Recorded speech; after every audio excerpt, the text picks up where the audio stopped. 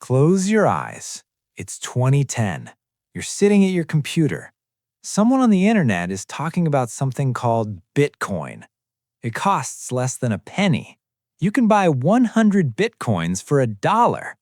You think, weird internet money, probably nothing, and you move on with your life. But what if you didn't? I'm Dollar Dave, and today we're playing the most painful game ever. The What If You Bought Bitcoin game. Brace yourself. Let's start with something small. Imagine you bought just $10 worth of Bitcoin in 2010. $10! At that time, one Bitcoin cost about $0.0003. That means you could buy roughly 3,333 Bitcoins. Let that sink in. 3,333 Bitcoins for $10. Today, one Bitcoin is worth about $60,000. Do the math with me. 3,333 times 60,000 equals $199 million. $200 million from a single $10 bill.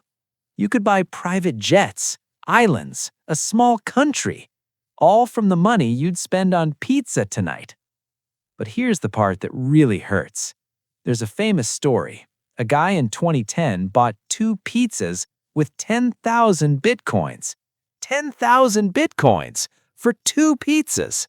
At today's prices, those pizzas would cost $600 million. The most expensive pizzas in human history. He literally ate $600 million. And everyone thought he was smart for getting a deal on pizza. Now, let's make it even more painful. What if you bought $100 worth in 2010? That's $2 billion. What if you bought $1,000? $20 billion. You'd be richer than most countries. You'd never work again. Your kids would never work again. Their kids would never work again. All from money you probably spent on video games and coffee. But here's the twist. Even if you bought Bitcoin in 2010, would you have held on to it? Let's be honest. In 2011, Bitcoin dropped from $1 to 50 cents. Would you have sold? In 2014, it dropped from $1,000 to $200. Would you have panicked and sold? Most people would have sold. Most people did sell. The ones who became millionaires, the ones who forgot their passwords, the ones who went to jail and couldn't access their accounts, the ones who literally couldn't sell even if they wanted to. Holding is the hardest part. So, here's the real lesson. Bitcoin made millionaires, but not because they were lucky, because they held through the chaos. The market drops 30%, they held. The market drops 50%, they held. Everyone calls it a scam, they held. Holding is the superpower. Not buying, not selling, holding. So, what can you learn from this? Not that you should buy Bitcoin today.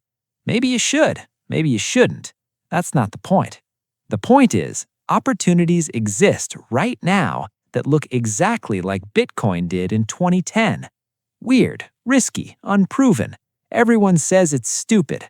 And in 10 years, people will ask, remember when that was cheap? You won't see it coming. Nobody does. But you can prepare. You can learn to hold.